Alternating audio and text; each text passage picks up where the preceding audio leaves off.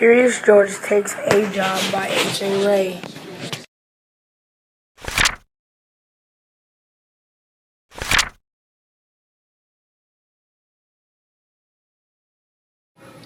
This is George. He lived in the zoo. He was a good little monkey, but he was very curious. He wanted to find out what was going on outside the zoo.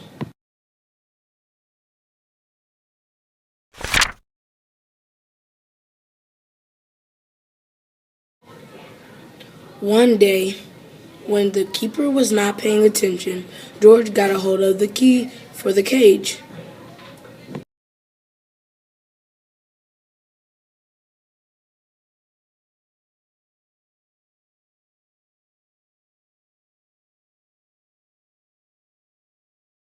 When the keeper discovered what had happened, it was too late. George was gone.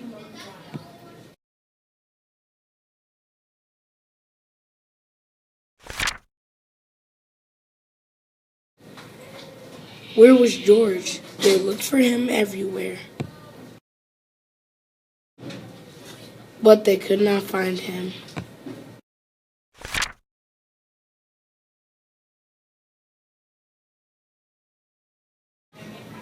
George was hiding in the hay of his friend, the elephant. Finally, the keepers gave up looking for him.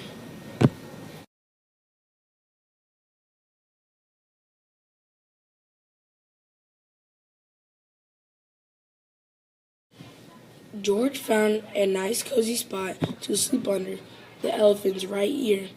And the next morning, before the zoo opened, he got away safely.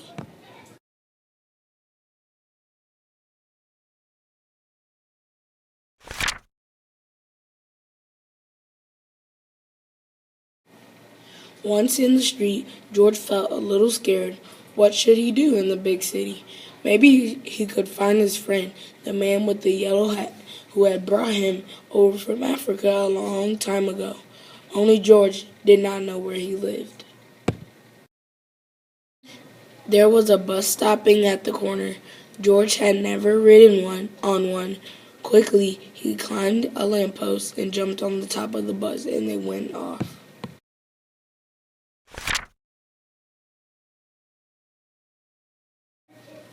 Now they were right in the center of the town. There was so much to see that George did not know where to look first. If only he could go on riding like this forever.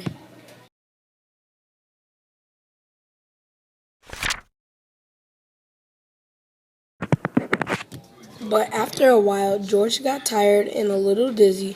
When the bus slowed down to turn into a side street, George jumped off. There was a restaurant right in front of him. Something smelled good. Suddenly, George felt very hungry. The kitchen door stood open and George walked in. On the table was a big pot. Of course, George was curious. He had to find out what was in it.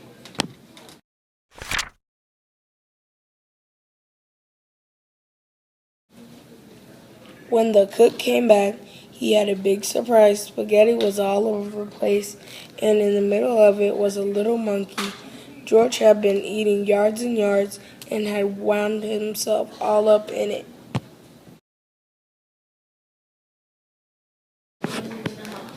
The cook was a kind man and did not scold much, but George had to clean up the kitchen and then do all the dishes. My, what a lot of them there were. The cook was watching George. "You are lucky you have to have 4 hands," he said. "You can do things twice as quickly."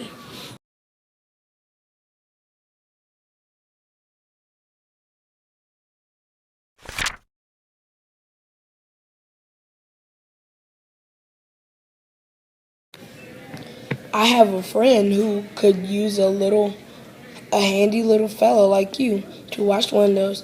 If you would like to, I will take you over to him." So they went down into the subway and took an uptown train to the cook's friend, who was an elevator man in a skyscraper. "Sure, I can use you, George," the elevator man said. "I will give you what you need for the job. You can start right away, but remember, You are here for washing windows. Never mind what people inside the house are doing. Don't be curious or you will get into trouble. George promised to be good, but little monkeys sometimes forget.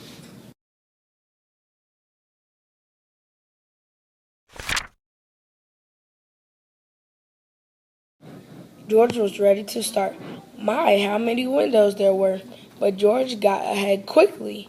Since he worked with all four hands, he jumped from the window to window, just as he had once jumped from tree to tree in the African jungle.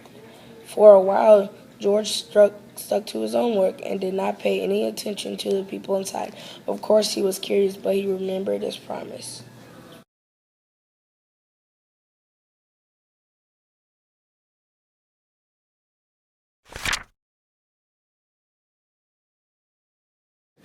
In one room, there was a little boy crying because he did not want to eat his spinach. George did not even look but went right on with his work. In another room, a man was taking a nap and snoring. George was sorry it was not his friend, the man with the yellow hat. He listened to the funny noise for a while and then went on working. But what was going on in here? George stopped working and pressed his nose against the window. Two painters were working inside. George was fascinated. Painting looked like a lot more fun than washing windows.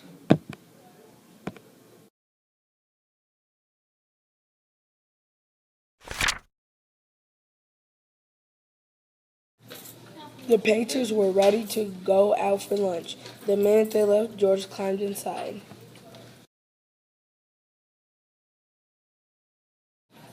What wonderful paint and brushes they had! George could not resist.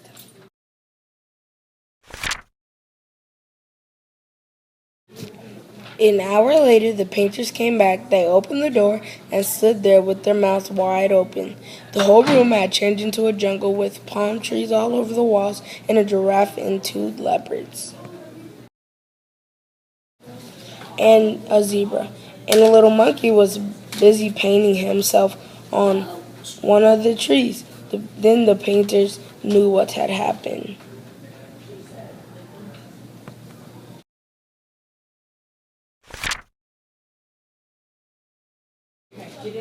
Luckily, George was close to the door. He ran out as fast as he could.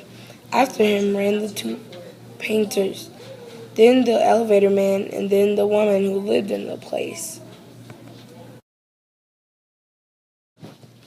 "Oh, my lovely room," cried the woman. "Don't let him get away." George headed for the fire escape.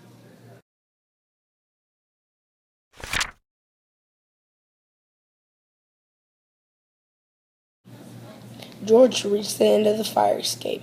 The others had not caught up with him yet. Here was his chance. They could not jump, but George could easily jump down the escape. In a moment, he would be safe. Poor little George. He had forgotten that pavement was hard and stone, not like soft grass of the jungle.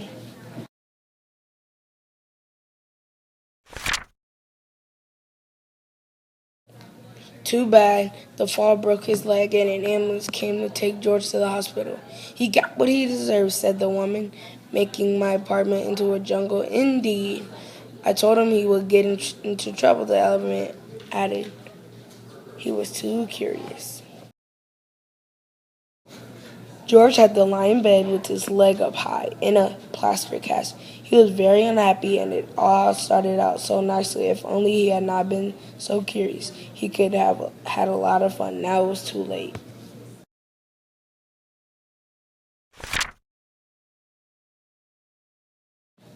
But the next morning, George's friend, the man with the big yellow hat, was buying his newspaper. Suddenly, he got very excited. "This is George," he shouted when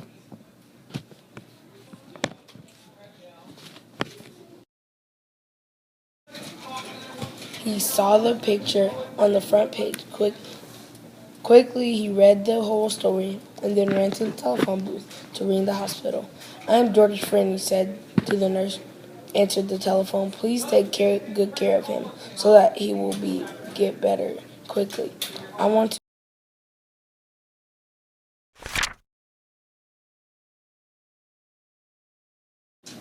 Finally, the day came when George could walk again. "Your friend is going to take you away this morning," said the nurse. "Just wait right here for him, and don't touch anything." As soon as George was alone, he looked around at all the strange hospital things. "I wonder what is in the..." George was very curious. It smelled funny. Suddenly, his head began to turn. Then felt like as if he was flying. Then rings and stars danced before his eyes. Then everything went dark.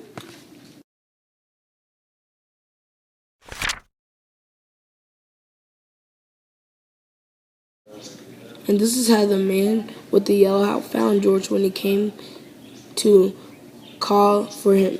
They picked him up and shook him, but they could not wake him. He was so fast asleep that finally they put him.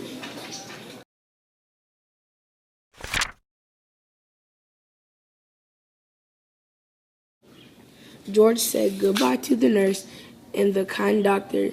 Then he and the man with the yellow hat got into the car to drive to the movie studio.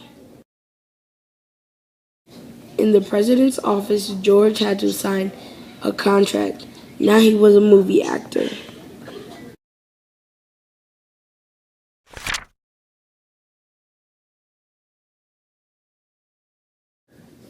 In the studio, George was kept so busy all the time that he had forgot to be curious.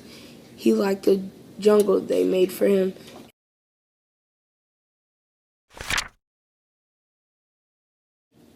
And when the picture was finally finished, George invited all his friends to see it. The doctor, the nurse, and the ambulance driver, and the man from the newsstand, and the woman, and the elevator man, and the two painters, and the cook, and the reporter, and all the keepers of the zoo.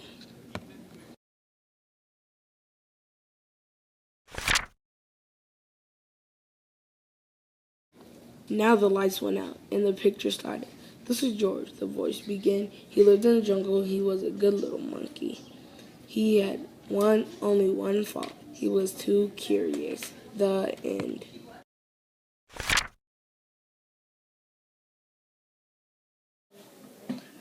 Read by Timareon, Thomas Jefferson Middle School, Jefferson City, Missouri, December 2015.